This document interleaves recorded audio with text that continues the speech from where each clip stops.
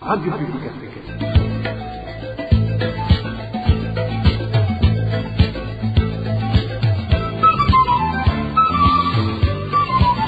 Radio Publique Africaine.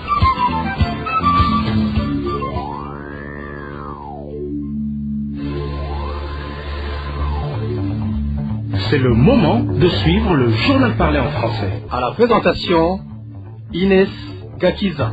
Jeudi 11 avril 2024, merci d'être au rendez-vous de cette édition dont voici le sommaire. Non-respect du deadline fixé par le Premier ministre à la Naguissa pour éponger les dettes des cultivateurs dans différentes localités du pays. Les cultivateurs de maïs n'ont pas encore été régularisés. La population burundaise doit s'activer et contribuer à éradiquer la criminalité qui prend de plus en plus de l'ampleur. L'appel est du politique Léonce Ngedakumana pour éviter la dégénérescence. Et enfin, le LUCOM se montre pessimiste quant aux résultats de la nouvelle société étatique de gestion du carburant. Pour cause, le LUCOM trouve que le gouvernement est un mauvais gestionnaire. Voilà pour le sommaire.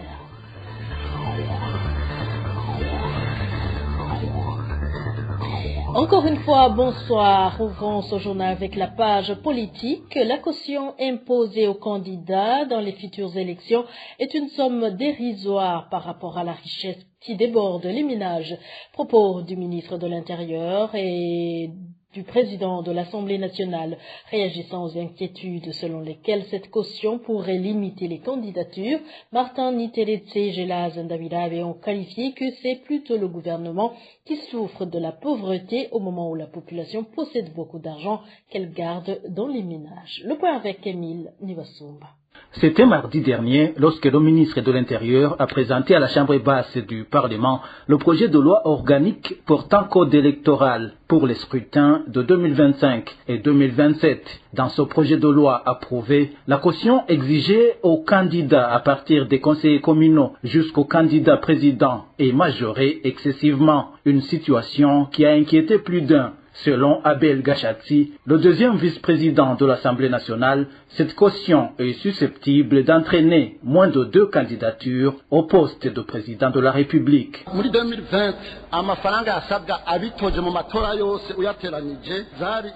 En 2020, la caution globale imposée aux candidats était évaluée à 37 200 000. Il s'agit là de 30 millions pour le président de la République et 3 500 000 pour les députés et sénateurs. Le conseil communal était exclu. Aujourd'hui, il s'agit de 128 400 000, une différence de 91 200 000.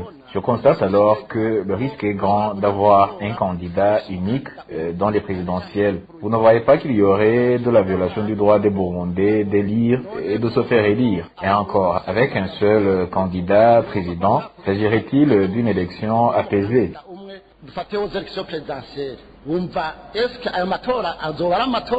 Par rapport à cette inquiétude, Martin Niteretse, le ministre de l'Intérieur, a répondu que le montant de 100 millions est insignifiant, qu'il fallait plutôt remonter jusqu'à 500 millions, d'autant plus que le gouvernement est plus démuni que la population. Kijanye na kosiyo y'abakandida umenga miliyoni ijana ni menshi muguravye ku mukandida president gambere ko murazi ko asabwa. En ce qui concerne la caution des candidats, l'on dirait que la somme de 100 millions serait énorme. Mais à considérer le candidat président, il lui est d'abord demandé d'avoir au moins 200 personnes derrière lui. À ce niveau, alors, il n'y a eu aucune exagération. Certains d'ailleurs de nos collaborateurs avaient proposé qu'on y impose 500 millions, puisque le candidat président n'est pas n'importe qui.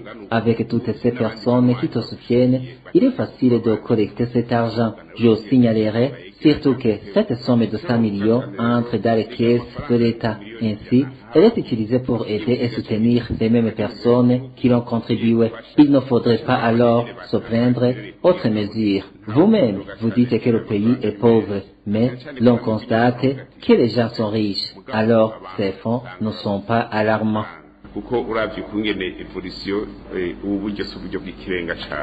Pour l'étayer, le numéro 1 du législatif a alors été plus audacieux. Selon Gelaz Ndabirabe, la population conserve des sommes tellement colossales que même le gouvernement n'a pas réussi à les récupérer en totalité.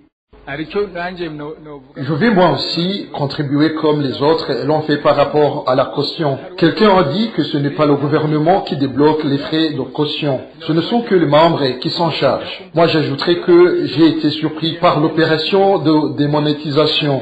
Il a été évident que les gens possèdent de l'argent dans leur maison. Beaucoup d'argent alors. Mais dans les banques comme la BRB, il n'y en a pas. Par contre, au sein de la population, il y en a vraiment.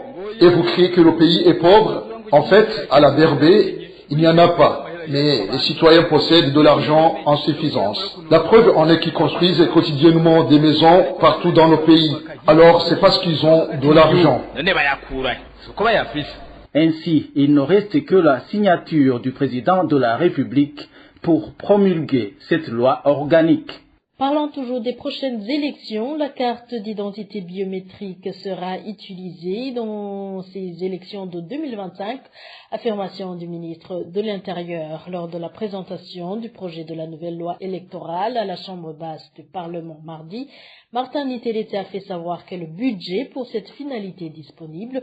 Sans certitude, le ministre dit que le coût de cette carte d'identité pourrait être compris entre 2500 et 3000 francs burundais. Suivez plutôt le ministre de l'Intérieur, Martin Nitelete.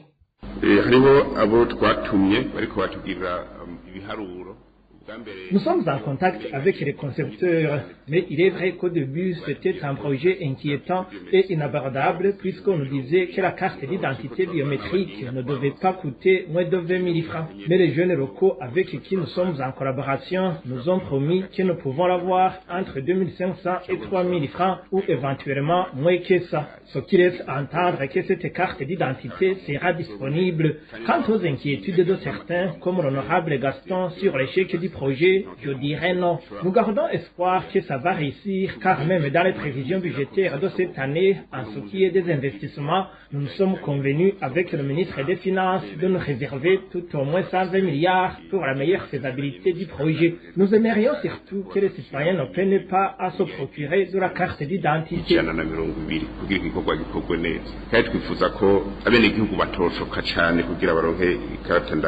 Nous sommes à l'œuvre pour soumettre bientôt au Conseil des ministres la législation relative afin d'accéder au décret de sécurisation d'identité biométrique, un travail que nous avons presque terminé. Ainsi, avec la grâce de Dieu, nous espérons à la réussite du recensement général de la population qui débutera le 15 août pour prendre fin le 16 septembre, nous fera parvenir à l'identifiant unique qui constitue un facteur essentiel pour l'uniformité de cette pièce d'identité.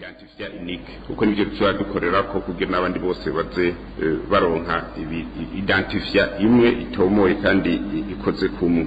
C'était Martin Nitelete, le ministre de l'Intérieur. Et parlant toujours de la loi régissant le code électoral, l'échéance de la campagne électorale a été maintenue à 3 semaines, contrairement à 2 semaines que nous avions indiquées dans notre édition antérieure.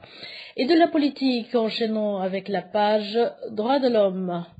C'est très honteux de voir qu'il y a encore des personnes arrêtées, enlevées ou tuées alors que la peine de mort a été abolie depuis longtemps au Burundi. Le politique Léon Sengendakumana prévient que la situation peut dégénérer au Burundi si ces crimes ne sont pas arrêtés dans l'immédiat. Ce que nous entendons ces derniers temps, ce que nous voyons, ce que nous vivons dépasse les limites de l'entendement. Ça fait vraiment peur. C'est une honte pour la nation burundaise. Le droit à la vie particulièrement n'est plus une préoccupation, n'est plus respecté. Le président Melchior Ndadaye disait que la peine de mort doit être abolie parce que quand vous avez déjà rendu un jugement de peine de mort et que plus tard vous vous rendez compte que vous êtes trompé, qu'il n'y avait plus moyen de faire revenir la personne exécutée, qu'il fallait penser à d'autres peines, sauf la peine de mort. Plus tard, le pouvoir issu du parti CNDD-FDD a voté une loi qui consacre l'abolition de la peine de mort. Et c'était vraiment quelque chose à féliciter, à encourager. Néanmoins, je pense qu'il y a eu la confusion. Il y en a ceux qui ont pensé que l'abolition de la peine de mort donnait automatiquement droit à certains individus de procéder à l'arrestation des gens, d'enlever des gens et les condamner à mort et exécuter cette condamnation. Il y en a ceux qui ont pensé comme ça parce que ça fait vraiment beaucoup de temps, beaucoup d'années qu'on voit cela, qu'on entend cela, qu'on vit ça. C'est regrettable. Pourquoi est-ce que certains individus, civils ou militaires ou policiers, s'arrogent ce droit? Pour quel intérêt? Pour quelle motivation? Pour le compte de qui? C'est vraiment regrettable. C'est une pratique qu'il faut obligatoirement, impérativement condamner et dénoncer. Parce que ça prend de l'ampleur qui fait peur. Aujourd'hui, probablement que ce sont des individus ici et là, mais si rien n'est fait, cette pratique risque de se généraliser. Et le pouvoir ne sera plus à mesure de redresser cette situation. Les gens vont s'entretuer à grande échelle, avec toutes les conséquences qu'on peut imaginer dans le pays. Révolté que le groupe d'individus qui commet ces tueries n'est jamais inquiété, Léon Sengedakoumane appelle toutes les institutions du Burundi, y compris tous les Burundais ainsi que tous les partis politiques, d'aider à éradiquer ces crimes, puisqu'il n'y a aucun avantage à ôter la vie d'une personne. Encore une fois, Léon Sengedakoumane. C'est pour cette raison que nous interpellons les pouvoirs publics, à commencer par le chef de l'État qui, à un certain moment, eu le courage de dénoncer un groupuscule de gens qui s'arrogeaient le droit d'arrêter des gens, de les enlever et de les condamner à mort par le gouvernement. L'Assemblée nationale et le Sénat, l'administration, l'appareil judiciaire, les forces de défense et de sécurité, entendez par là l'armée, la police, le service national de renseignement, les partis politiques, les confessions religieuses de la société civile, les médias, la population, de se lever et condamner énergiquement, de manière visible, pour que ces pratiques d'enlever des gens, d'arrêter des gens, et de les condamner à mort et d'exécuter cette peine de mort par des individus s'arrêtent. Trop c'est trop. Il faut que ces pratiques s'arrêtent. Qui les a mandatés pour faire ça? Pourquoi est-ce qu'on les laisse faire ça? À qui profite le crime? Rien. Alors rien ne peut justifier qu'on en arrive là. Pourquoi est-ce que on reste silencieux face à d'autres pratiques? C'est inimaginable, c'est inacceptable. Poursuivons ce journal avec la page gouvernance. À la date butoir donnée par le Premier ministre du Burundi Alain Guessa pour achever le paiement des cultivateurs de maïs qui lui ont vendu leur récolte, d'aucuns parmi ces cultivateurs ont indiqué à la RPA qu'ils n'ont rien obtenu jusqu'à présent. Des suites de ces retards de paiement, ces cultivateurs s'indignent de la misère vécue actuellement alors qu'ils espéraient pouvoir s'en tirer grâce aux récoltes obtenues. Éloge Divin Rémécha. Ils espéraient être payés de leur argent de vente des récoltes de maïs durant ces 4 derniers jours, mais en vain. Il s'agit de différents cultivateurs de maïs qui ont vendu leurs récoltes à la Nagesta. C'est le Premier ministre Gervais de la Kouroutia qui avait très récemment ordonné à cette agence nationale de gestion du stock stratégique alimentaire de procéder à ces paiements jusqu'à ce jeudi 11 avril. En commune de Lugombo, de la province du Toké, des cultivateurs de maïs se lamentent que les retards enregistrés dans le paiement ont déjà occasionné des conséquences sur le cours normal de la vie dans cette localité. Aucune personne n'a obtenu son argent. C'est une situation qui nous est difficile à surmonter. Plusieurs personnes font face à la pauvreté alors qu'ils espéraient s'en sortir avec l'argent payé par la Nagessa. Au marché, les commerçants ne vendent plus des produits comme avant car les gens n'ont pas de moyens.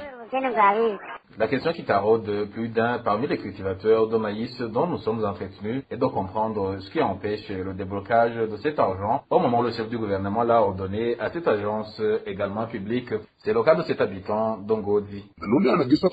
On se demande si la Nagessa refuserait de payer l'argent aux cultivateurs alors qu'elle utilise l'argent lui donné par le gouvernement, lequel gouvernement a récemment ordonné à cette agence de débloquer cet argent. Est-ce que l'argent reste sur les comptes de la Nagessa ou il y a une autre chose? Jusqu'à l'heure actuelle, aucun signe ne démontre que ces paiements vont être faits. La RPA a voulu solliciter de la lumière sur la cause derrière le non-paiement des cultivateurs de maïs qui s'observent toujours, mais n'avons pas encore réussi à joindre les responsables de la NAGESA. Ces paiements attendus par des cultivateurs de maïs concernent des récoltes de maïs vendues durant la campagne des récoltes débutée par la NAGESA en date du 19 février de cette année. Et le comportement de la NAGESA est en train de suspendre la circulation de la monnaie au Burundi. C'est du moins les propos de Faustin Ndikumana, président de l'association Parole et Action pour le réveil des consciences et l'évolution de mentalité PARSEM.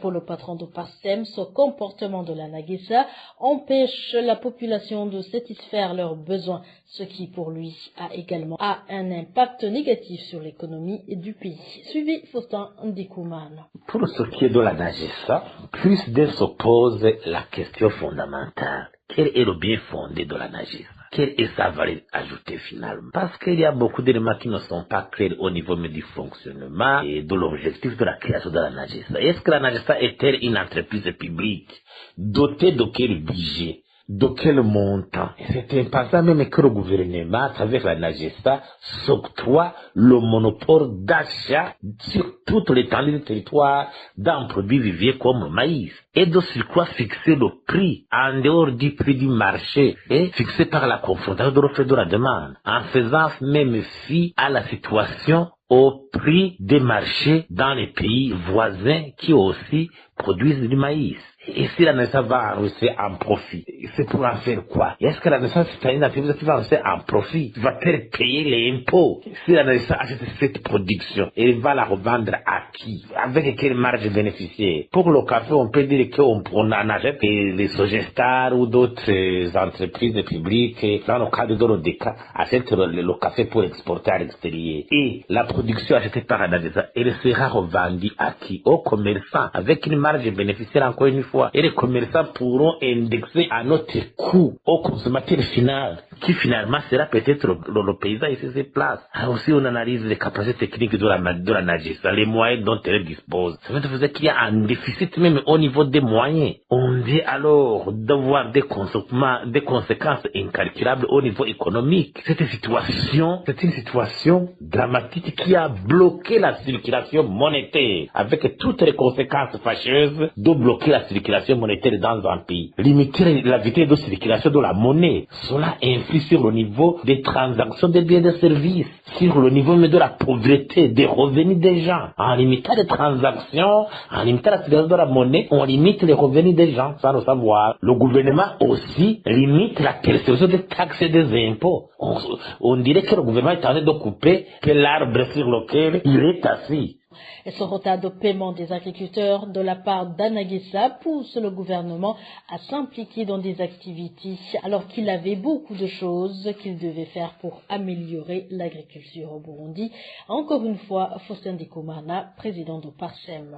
Même au niveau institutionnel, au niveau du rôle des acteurs, on constate que l'État est en train de déployer de l'énergie dans les missions qui ne sont pas les siennes. Et comme ça, il accroît l'opportunité de corruption. Parce que dans plusieurs contrées du pays, dans plusieurs zones, dans plusieurs régions du pays, les administrateurs se sont érigés en premiers acheteurs de la production des paysans. Il y a eu des intermédiaires qui ont acheté les paysans, qui attendent eux aller spéculer au niveau de la NAGESA. Donc, en s'octroyant ces missions qui ne sont pas les siennes, il accroît fortement la corruption au domaine du citoyen burundais. L'État devrait se focaliser plutôt sur les vraies missions. Si c'est dans le secteur agricole, il faut plutôt déployer de l'énergie dans les missions comme la bonne gestion des terres, la bonne gestion des questions foncières, la disponibilité des engrais, des semences sélectionnées, développer la recherche, appuyer la mécanisation agricole, une meilleure politique de gestion des changements climatiques, aménager les pistes ruraux pour développer la transparence de l'espace économique permettant la circulation des biens et services. Et aussi trouver solution à cette funeste question d'arrêter les produits de première nécessité, de vivre le cycle comme ça. Non, si le gouvernement vraiment veut être efficace, il faut qu'il fasse des missions et qu'il accomplisse les missions qui sont les siennes et non pas continuer à intervenir de façon intempestive dans des secteurs où il est moins efficace. Même si nous voulons vraiment tendre vers l'émergence en 2040-2060, Parsem Bepito insiste qu'il faut une définition bien claire du rôle des acteurs. Le rôle de l'État qui est principalement basé sur ses missions régaliennes, le rôle du secteur privé, le rôle des institutions sociales. Il faut que le rôle des acteurs soit défini, sinon et le gouvernement continue à intervenir intempestivement dans les missions par essence même inefficaces, la situation continuera à s'amplifier. Donc pour nous, l'ANAGESA est inopportune, il faut que l'État cesse des actions inopportunes pour se consacrer à ses véritables missions. Le patron de Parsem réagit après de multiples grognes des agriculteurs qui ont vendu leur récolte à l'ANAGESA mais qui n'ont pas encore eu leur argent jusqu'à date. Les responsables de la société sucrière d'Omoso Sosumo tranquillisent les employés de cette usine. Personne ne perdra son travail dans le cadre du partenariat avec Sarai Group. Le message a été donné par l'administrateur directeur général de la Sosumo lors d'une réunion le 4 du mois courant. Pour lui, le personnel devrait plutôt augmenter. Des déclarations qui pourtant ne tranquillisent pas totalement les employés de l'usine. Eric Nyonzima. Avec le partenariat Sosumo Sarai Group, il aura nécessité d'augmenter le personnel. Autour de 400 nouveaux employés contractuels devraient être embauchés. C'est ce qui aurait été déclaré par l'administrateur directeur général de la Sosumo lors de la réunion du conseil d'administration tenue en date du 4 du mois courant. Aloïs Nakengurukiye tranquillisait le représentant des travailleurs qui exprimait leurs inquiétudes quant à leur avenir en cas de démarrage du partenariat Sosumo Sarai Group. Aloïs Nakengurukiye aurait même évoqué des travailleurs journaliers qui devraient bénéficier du travail.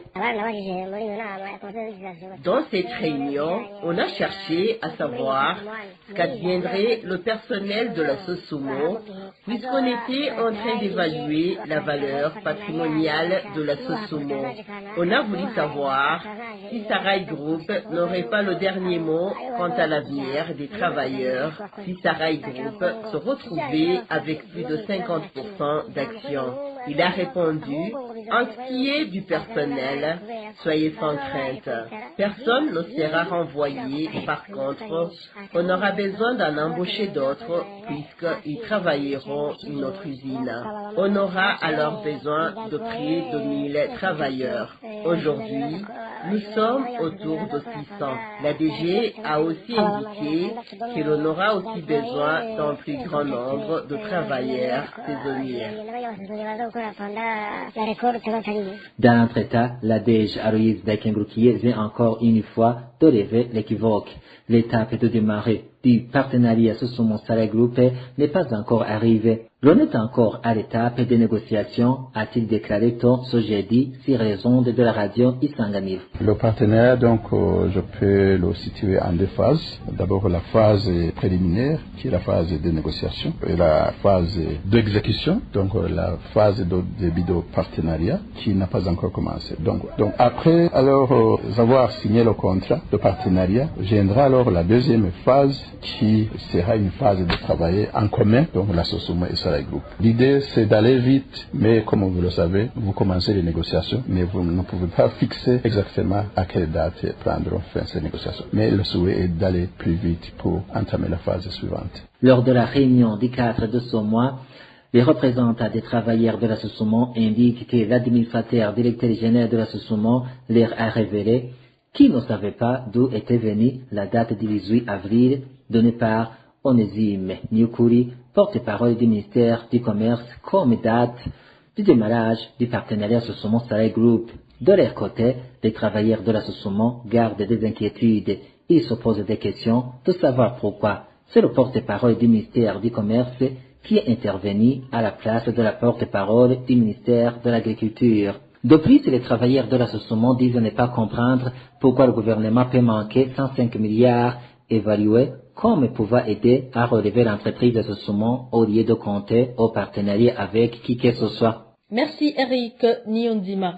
Le gouvernement du Burundi est un mauvais gestionnaire selon l'OLUCOM. Dans une conférence de presse liée à l'état des entreprises publiques, le président de l'OLUCOM a dit que la nouvelle société de gestion du carburant va échouer comme celles qui l'ont précédée. Les sociétés nouvellement créées, je parle par exemple de cette société Sopebu en charge de la commercialisation, de l'importation, de l'exportation, de la gestion des produits pétroliers. Cette société est à presque 100% publique, avec une somme d'au moins 120 milliards de capital. Et on se pose la question, cette société qui sera gérée par l'État, les services publics de l'État, à commencer par le conseil d'administration et le comité de gestion, sera-t-elle efficace au moment où d'autres sociétés qui ont été créées antérieurement n'ont pas été efficaces? Moi, je peux affirmer, sans se tromper, que cette société subira le même sort que les autres sociétés. Si la régie des eaux ne parvient pas à être efficace avec toutes les subventions qu'il reçoit, que ce soit les subventions de la Banque mondiale et bien d'autres subventions, Ronatel, avec toutes les subventions qu'elle a reçues, est-ce que vraiment Sopebu aura cette capacité? Je viens de vous dire, l'État est un mauvais gestionnaire, ça a été prouvé. Par ailleurs, parmi les missions de l'État, ce n'est pas vraiment de faire le commerce. Non, le gouvernement ou l'État, en principe, son rôle est de réguler. Je vous donne un autre exemple. Il y a une société qui a été créée qui s'appelle Obuha. C'est une société, malgré que c'est une administration personnalisée, qui gère tout ce qui est de la construction, et ARB, qui gère tout ce qui est de la route. Regardez ce qui se passe actuellement dans Obuha. Ça a été prouvé qu'actuellement, Obuha ne peut pas avoir des résultats escomptés parce qu'il n'y a pas aucune institution externe qui fait le contrôle. Par exemple, l'attribution des marchés. C'est eux qui confectionnent les dossiers d'appel d'offres, c'est eux qui ouvrent les dossiers d'appel d'offres, c'est eux qui analysent, c'est eux qui contrôlent, c'est eux qui réceptionnent. Donc c'est eux qui sont les méthodes de surveillance. C'est pas possible. Selon Gabriel Oufili, le gouvernement doit changer sa manière de gérer ses entreprises publiques. La première recommandation est de demander aux autorités publiques de soigner la gestion administrative et financière des entreprises publiques, de commanditer des audits financiers organisationnels externes dans toutes les entreprises publiques qui affichent des résultats négatifs. Engager une main-d'œuvre compétente tout en évitant des considérations d'appartenance politique, ethnique et régionale lors du recrutement. Consulter des experts, tant nationaux qu'internationaux, avant toute entreprise de création, parce que ça a été prouvé que ce genre d'expertise manque. Dépolitiser les politiques publiques dans les entreprises publiques. Prioriser les compétences lors de la nomination des dirigeants des entreprises, parce que ça a été prouvé que la plupart des entreprises publiques, c'est toujours le militantisme politique qui est mis en avant à lieu-place des compétences.